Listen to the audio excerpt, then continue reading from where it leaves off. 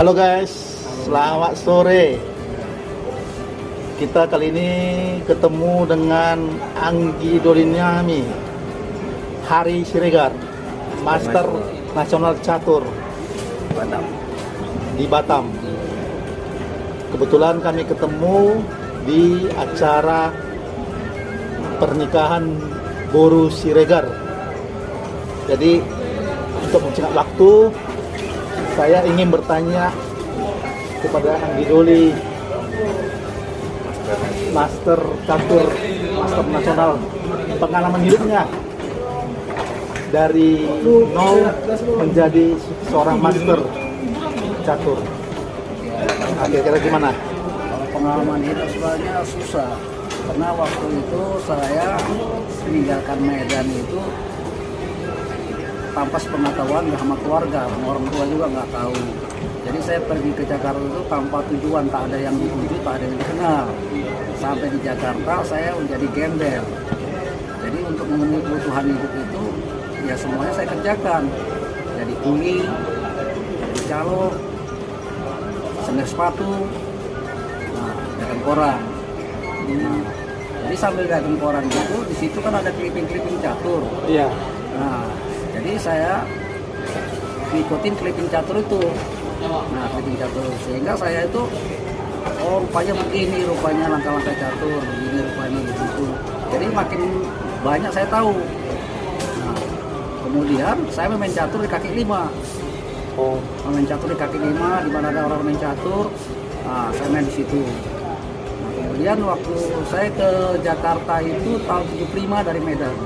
Oh, tahun 75. Tahun 75. Jadi sampai saya waktu itu di Jakarta itu nggak ada yang saya tulis, sehingga saya jadi gembel. Jadi tinggalnya juga di terminal, tidurnya di terminal. Di terminal mana? Dulu belum ada Pulau Gadung, masih Kampung Banteng. Oh, Belum ada Pulau Gadung, masih Kampung Banteng.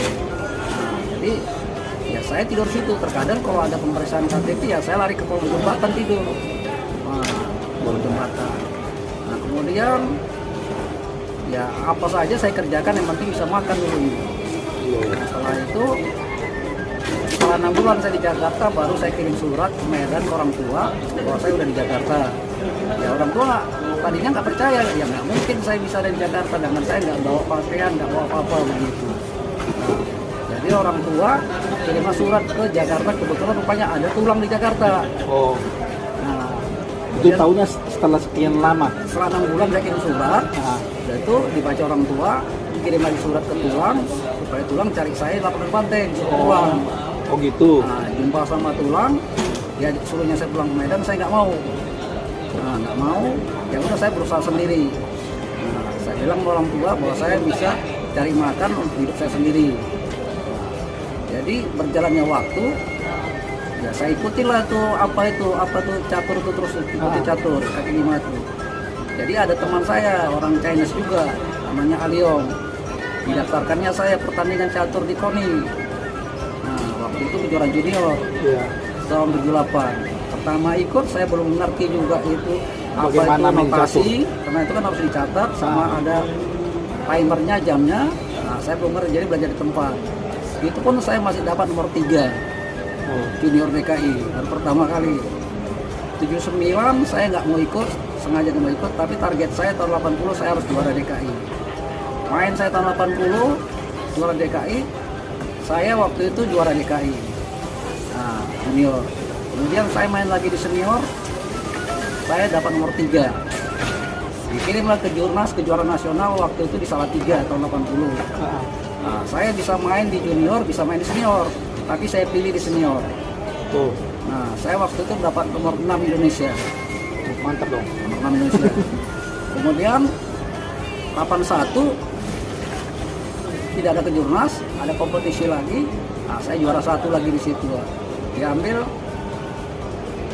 16 orang pemain terbaik DKI setengah kompetisi, saya juara 1 di situ. 82 persiapan kejurnas, seleksi lagi DKI, saya lolos lagi. Nah, saya ngikutin kejurnas, dikirim ke Bandung oleh DKI. Nah, di Bandung saya waktu itu pas Galunggung meletus, baru meletus. Nah, disitulah saya dapat masternya situ. Nah, memang kalau saya pikir termasuk cepat gitu. Iya. Nah, 82. Jadi kemudian saya sekolah lagi, sekolah sore. Pagi dagang koran, sore saya sekolah. Tamat sekolah, teman-teman ngajakin saya ngelamar ke BRI, Iya. ke bank. Teman saya yang ngelamar itu sama-sama tes sama saya, mereka nggak lulus, saya yang lulus. Iya. Nah, sehingga saya bisa bekerja di BRI sampai dari 83 sampai 88. 88. BRI di Jakarta. BRI Pusat, BRI Jakarta, Pusat. Jalan Petran waktu itu, sebelah kantor Departemen Dalam Negeri itu. Oh. Nah, belum di Sudirman, belum. Nah, itu. Jadi kemudian ya karena dulu di Jakarta tuh banyak klub catur. Nah, jadi saya main di klub. Jadi udah banyak klub yang saya ikutin, ya, klub-klub Bonafit begitu. Nah, dan juga kita dapat honor Oh gitu. bulanannya. Nah, jadi waktu itu ada pertandingan, saya minta izin ke BRI, nggak dikasih karena hanya bisa ngikuti porbang, karena mengganggu pekerjaan orang lain kan, jadi terganggu pekerjaan orang lain karena kerjaan kita digantikan. Iya. Namanya di bank kan disiplin. Iya. Nah, jadi secara lisan saya permisi, tapi secara administrasi kepala bagian saya bilang, nah 5 hari berturut-turut nggak masuk, dianggap mundurkan diri. Oh. Jadi waktu itu saya nggak terpikir begitu karena namanya waktu saya sendiri, nggak ada yang ngasih pandangan, ya bebas lah, tidur pun di terminal begitu kan. Iya. Nah, bebas begitu. Ya saya nggak pikir begitu, ya udahlah kalau mau berhentiin gitu kan. Karena dulu berpikir senang kita masih misalnya dikirim ke daerah-daerah lain, senang. Nah itu. Sehingga saya itu dari Sabang sampai Merauke udah saya jalani gara-gara catur. Oh, berarti masih lebih memilih enak lah ya. Karir Ibarat- di catur. Karir di catur Iya. ya. Karena dengan karir di catur ini Suatu kebanggaan kalau kita jadi bisa. suatu kebanggaan, misalnya berkunjung ke Iya, daerah betul. Bandung, Iya. ke daerah Kalimantan. Ya bisa tahu daerah-daerah lain gitu. Iya. Sementara kalau kalau pegawai Ya, pegawai nggak kantor bisa. stuck di situ ya. Ya. Nah, itu kan kita juga kan bangga juga kalau bisa mewakili ini saya daerah kan dikirim dengan kita dibiayai kan kita senang. Iya. Nah, begitu. Jadi saya berhentilah dari BRI waktu itu, diberhentikan. Tapi sewaktu itu diberhentikan saya juga nggak merasa kecewa gitu, karena saya dari klub lebih besar dapat daripada gaji waktu itu. Nah, ya seperti pemain-pemain klub Indonesia ya saya ya sama Utut. Biasanya saya anak 6 tahun satu klub sama dia kan. Oh, satu klub dengan Utut. Iya, 6 Utut tahun. Ardianto ya. Iya, yang ketua PB Percasi, yang wakil ketua DPR itu. Iya. Nah, 6 tahun saya ke klub sama dia. Jadi selalu saya main di klub-klub yang bonafit begitu semua gitu. Seperti Pak DL Sitorus juga pernah bos saya juga. Oh. Nah, pernah. Nah, dia bentuk klub, saya termasuk salah satu anggota pemainnya. Nah, begitu. Nah, jadi waktu itu 88 saya berhenti kerja, ya bertualang lagi main catur kan begitu. Jadi waktu itu Batam mulai rame, banyak orang-orang pecatur Hijrah ke Batam. buat lamaran ke Batam. Oh. Jadi saya diajak teman bikin lamaran. Teman saya bikin lamaran nggak terima. Saya iseng-iseng buat lamaran, tau-tau saya pula yang terima. Iya ya. Berarti rezeki ya Kang Jiro dulu itu. Nah itu, jadi 92 Januari waktu itu minggu pertama, saya berangkatlah ke Batam. Iya. Nah sampai di Batam, nah itu. Saya bentuklah di situ pengurus catur. Dulu belum ada pengurus catur di Batam. Nah, dulu kan masih Riau, belum Kepri, Iya. belum dipecah. Nah, setelah itu seleksi itu untuk PON, seleksi per wilayah Sumatera, kami juara satu. Kami juara satunya. Nah, juara duanya Sumut. Padahal tuan rumahnya waktu itu Sumut. Iya. Nah, begitu. Jadi waktu dikirim ke PON ke Jakarta, saya dapat perak. Nah, itu. Nah, dan sebelumnya juga saya pernah juga tahun 86 saya pernah juga dikirim ke Dubai. Oh, udah sampai ke internasional juga ya? Nah, ada pernah ke Dubai, kejuaraan Asia waktu itu. Dapat juga nomor 3 waktu itu. Nah, gitu. Jadi itulah misalnya pengalaman itu karena kita tuh nggak fokus ke catur, kebetulan juga nggak ada yang sponsori. Jadi kita pikir sambil hidup juga perlu. Nah, itu sambil saya kerja. Iya. Nah, jadi saya kerja waktu itu kerjalah di bagian developer, kontraktor. Iya, iya. Nah, dari 92 tahun 95 perusahaan itu bangkrut. gara-gara krisis moneter kan, 98 puncaknya kan, 98 puncaknya. Sekitar 94-an itu kayaknya udah mulai ada krisis lah, krisis moneter. Jadi semua karyawan di PHK, ya saya waktu itu masih belum di PHK, tapi gaji saya dapat separuh. Tapi saya masih dapat fasilitas rumah, listrik, air, masih bayar perusahaan. Nah begitu. Jadi tahun 98 itu, tahu-tahu perusahaan sudah nggak mampu lagi. Tempat yang mau saya tinggal itu mau dijual.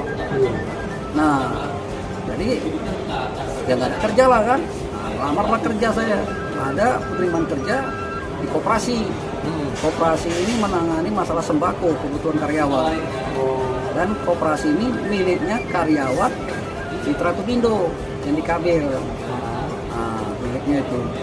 Jadi saya itu yang ngurusi keperluan karyawan lah, misalnya dia butuh beras, butuh ya yang keperluan inilah sehari-hari, misalnya Pepsodent, ya sikat gigi, Indomie, apa segala macam-macam. Kebutuhan karyawan lah ya. Ya betul gitu. Dibanding daripada beli di luar ya mereka jual di dalam gitu ya. Karena kan potong gaji. Iya.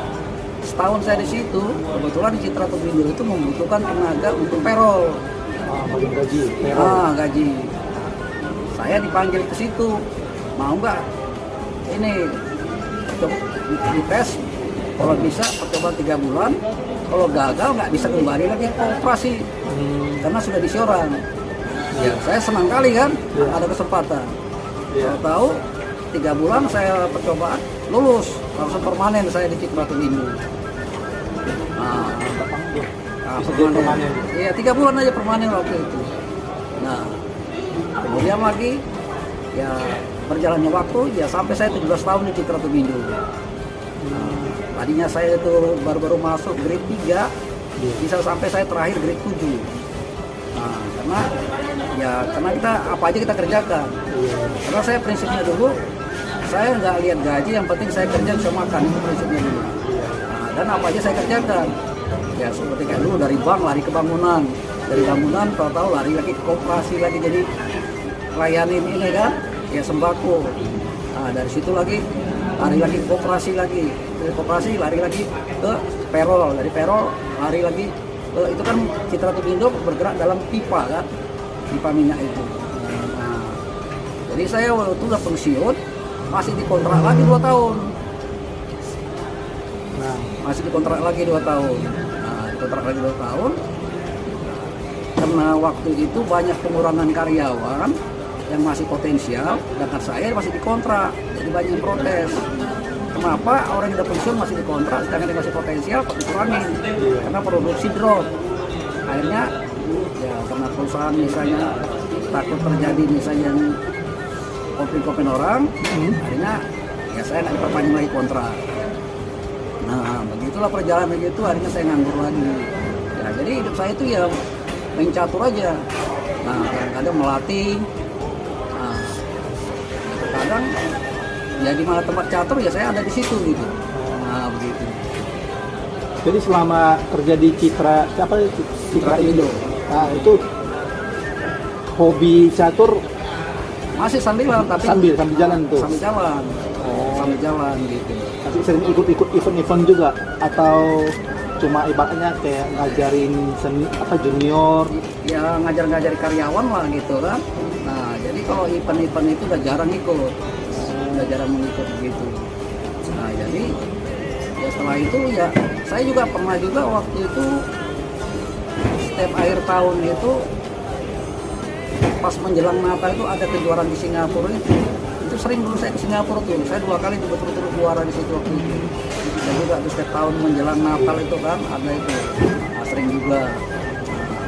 Jadi sekalinya bisa dibilang ya hampir semua pecatur-pecatur Indonesia ya pasti kenal semua, asal disebut ya Ari Sregar ya pasti udah tahu orang semua itu, udah tahu pasti, asal dia pemain-pemain lama lah.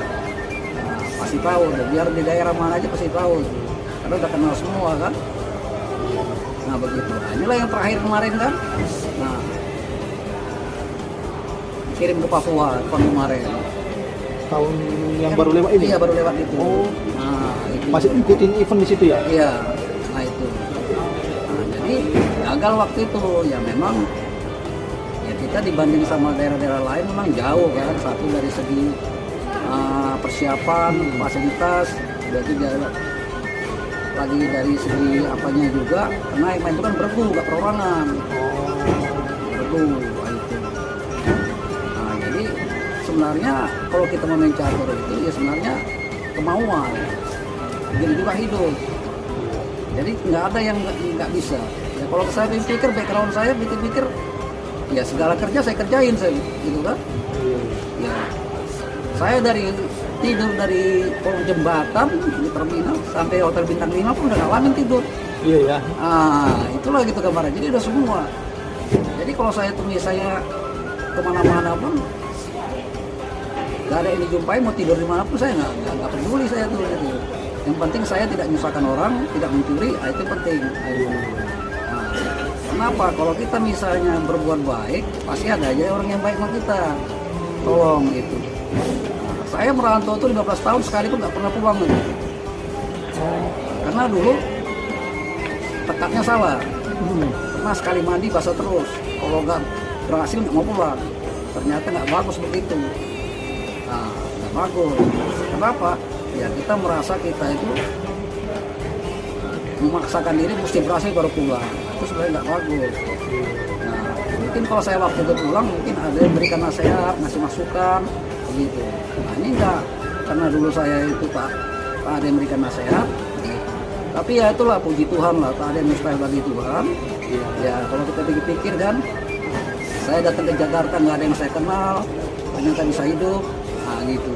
Nah sekarang ini saya sudah umur 63, melamar kerja di ada sekolah di Harapan Bangsa di SD SMP Di Batam. Sagulung.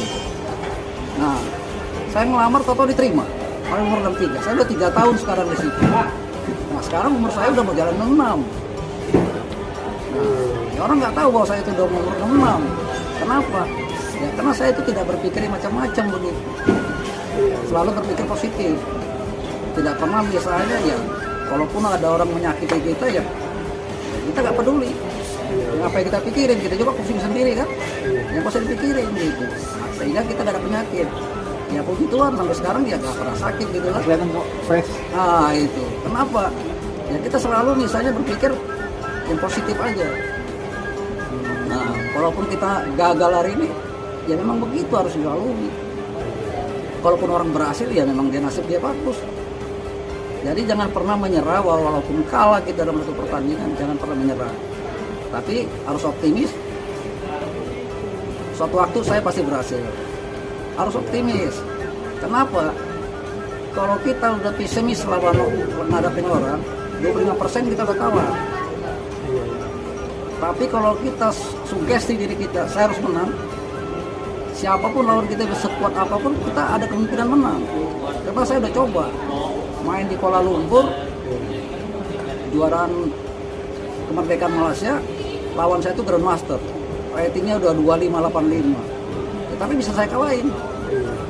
Nah begitu, jadi nggak ukuran, seharusnya kan Master sama Grandmaster kan sudah jauh, nah, tapi itu nggak jadi ukuran. Karena kita prinsipnya apa? Setiap manusia punya kelemahan. Nah tinggal kita cari kelemahannya di mana.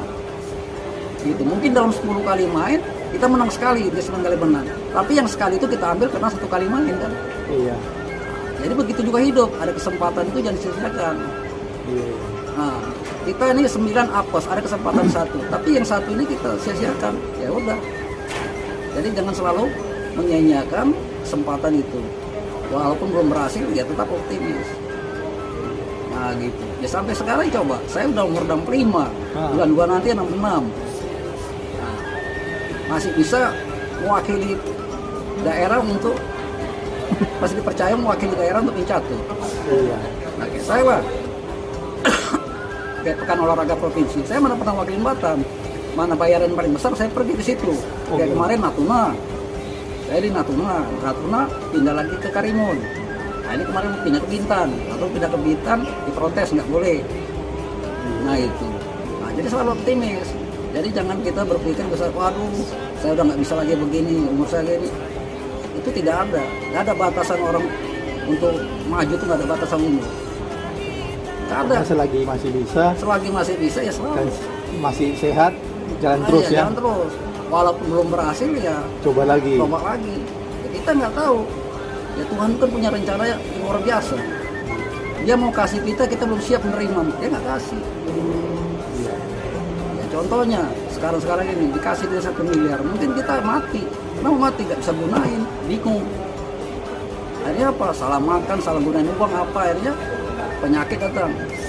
Nah itu kita belum siap. Maka itu dikasih ya sesuai dengan keadaan kita, kemampuan kita mengelolanya. Nah, begitu juga.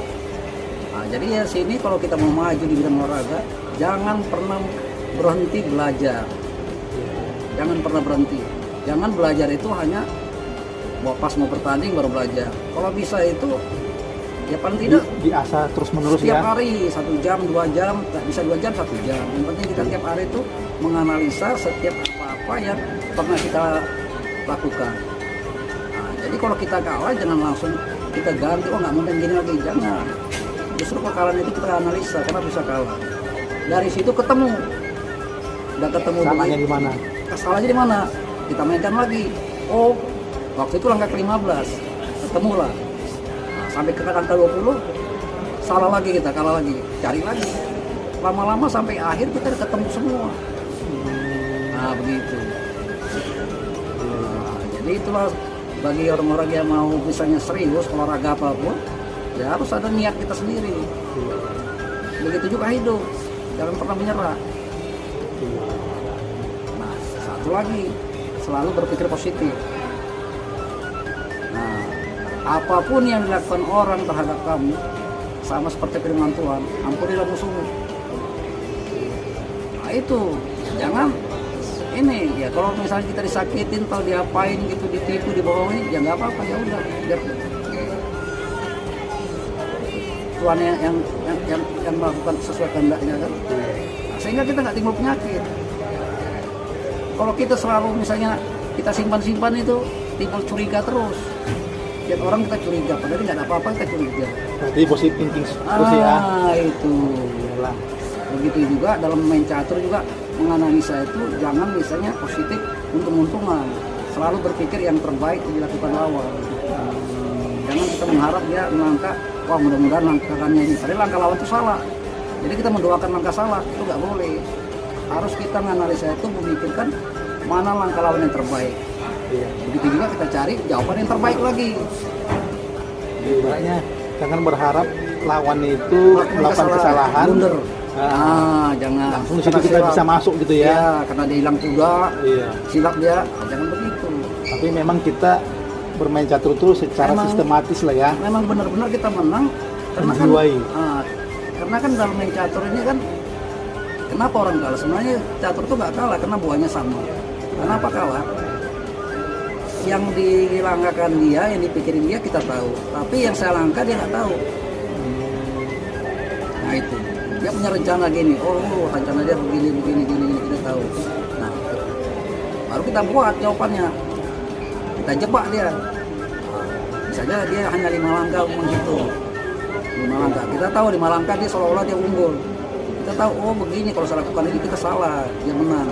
Nah, kita buat jawaban yang lain apa? Jawaban dia supaya nggak terjadi langkah itu. Nah, pada langkah ke-7 dia nggak sampai. Tahu dia yang kalah.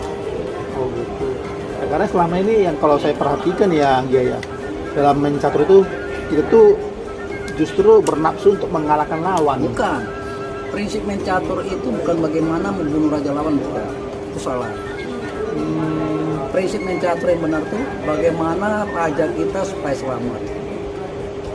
Oh gitu. Kalau raja selamat kalah nggak? Ya kalau yang setahu saya ya, yang kalau main catur tuh yang penting itu kan mesa Tuh. dengan raja itu jangan terbunuh. Nah sekarang gini, kalau kita niat membunuh raja lawan, ya kan main catur misalnya, Iya. kan bisa aja kita sebelum kita bunuh raja lawan, raja kita yang mati duluan. Iya. Ya, Tapi kalau salah, kita bagaimana berpikir raja saya supaya selamat, kalah nggak kita? ya kalau menurut saya sih nggak kalah. Ya itulah prinsipnya, paling tidak draw. Iya. Ah iya itu. Jadi kita harus berpikir bagaimana raja saya supaya selamat. Iya. Yang tahu sih seperti itu pola Ah, permainan catur ya. itu. Jangan Maka itu. sampai raja dan ratu kita mati. Nah, kalau kita berpikir begitu, kita kan nggak kalah. Paling tidak remis. Ya, iya tidak remes betul. Karena buat catur itu sama. Iya. Ya, Ya, semoga apa yang diberikan oleh Anggidol ini dapat menjadi pedoman bagi kita kaum muda yang ingin belajar main catur. ya motivasi. Motivasi. Ya, terima kasih banyak Anggi ya. Oke, semua Ya, jumpa Bang, lagi. ya. Ya, oke Bang ya. Oke. Ya, Oke. Bang ya. Ya, Mas ya.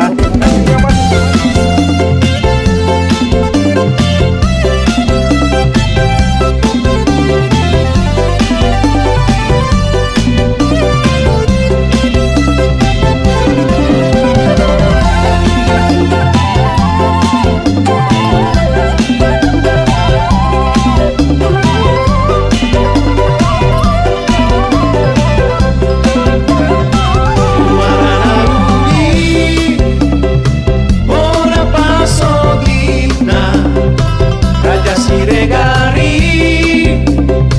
anak di Raja Loku Silodongora silari siagia Torong pariburi Oparan di toga sirega Kamu si bilogi Luat parserahana Raja Rito Ngai Dorot Museno Siani Bahaya Akola Sahatu Siripua Dorot Siregari